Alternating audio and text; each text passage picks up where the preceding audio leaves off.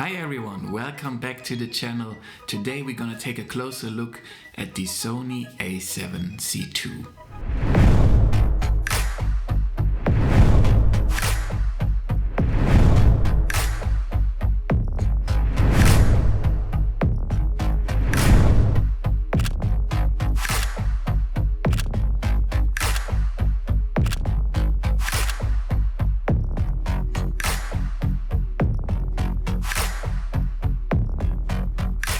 Let's start with the ergonomics. The Sony A7CII feels really premium in the hands. It has a very good alloy magnesium body and it feels like just very fine, very durable in all situations without adding unnecessary weight. Despite its compact size, it has a decent grip. It's not as deep as some of the larger alpha cameras, but for most users it's comfortable enough for extended use. If you have larger hands, you might consider a grip extender. Or if you have smaller hands like Donald Trump, for example, you're perfect for this camera, I think. So let's talk about the EVF. I think the EVF is okay, but not overwhelmingly good. It's getting the job done. You have a bright and almost clear image. I wouldn't say too clear because you cannot see the details really in this EVF. Like for example in the X-T5 where I see everything really good. I can only compare it to this EVF because it's the only one I saw. Maybe it's comparable to the XS20 from regards of quality of the image, but don't expect miracles from this EVF. You will see your image fine. For more quality you have to buy the A7 IV, right? I'm getting used to the Sony brands. But you know, if you want to have a better EVF, more money, you have to weigh your options.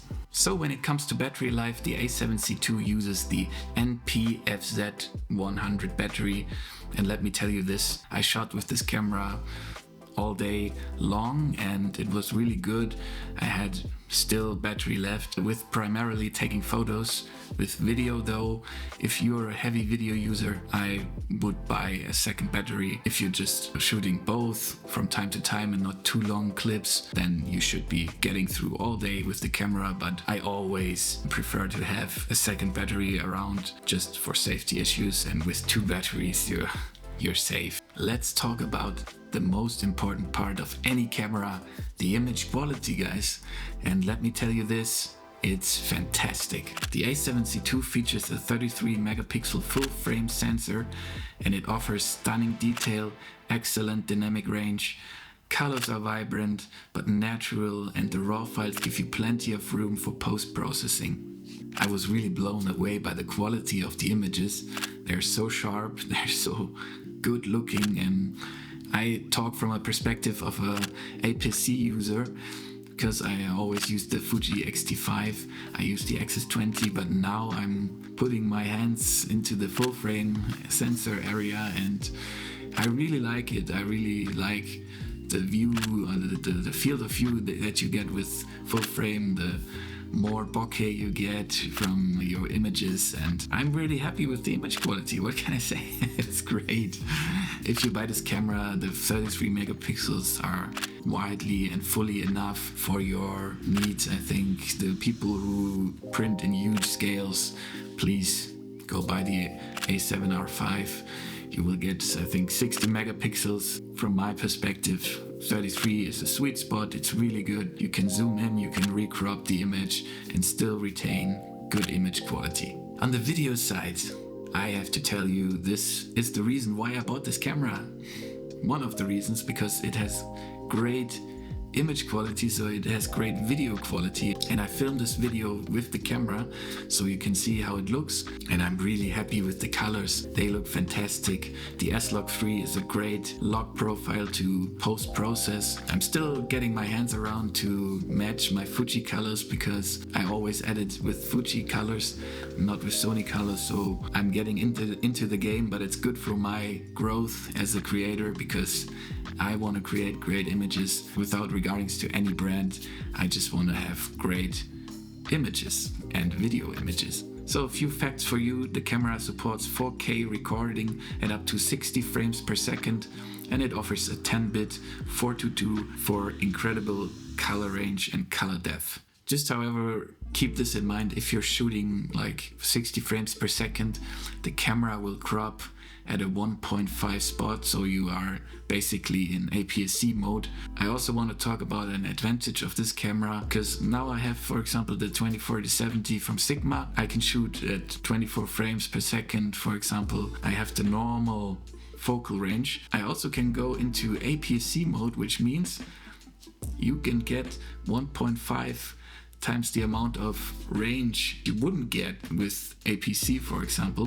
And this is a great addition because you have one lens and you still have more focal ranges. So if you're using prime lenses, for example, you have 2 focal ranges to shoot video with. This is very important because now you have both image in 4K quality, which is amazing, so you don't lose quality in video. If you do this in the photo side, you will lose megapixels. So guys, let's talk about a very emotional topic for me, because I'm a Fuji user and we struggle with autofocus, right? And this camera here, it blew me away because it's so good. The autofocus is so good. I never knew that autofocus can be this good. It's, from a user perspective, it's so good. I don't have to worry about the image. I can just do anything, right? As you see here in the example, it works so good and so fine. The focus breathing is really controlled. It's just great. This camera is fantastic. The autofocus is snappy. It's tracking. It's locked on the subject, and I never used this good of autofocus before, and I cannot imagine that. How do you improve the system? It's perfect. I don't have any words for it. So this is all I can say for you. If you have doubts about autofocus before you buy this camera, just take your doubts and throw them to the garbage, because this camera is fantastic. So what's the verdict on the Sony A7CII? It's a compact feature-packed camera that balances portability with professional level performance. It's perfect for hybrid shooters who need a versatile tool for both photo and video. However, if you're looking for a deep grip or you need dual card slots for redundancy, you might want to consider other options. So that's it for today's review. If you found this video helpful and you want more videos like this in the future, don't forget to like this video and subscribe to my channel for more upcoming videos, and hit the notification bell. If you have any questions about the Sony A7CII, drop them in the comments below. I would love to hear your thoughts on this camera, and I hope to see you soon in the next video, and thank you and bye.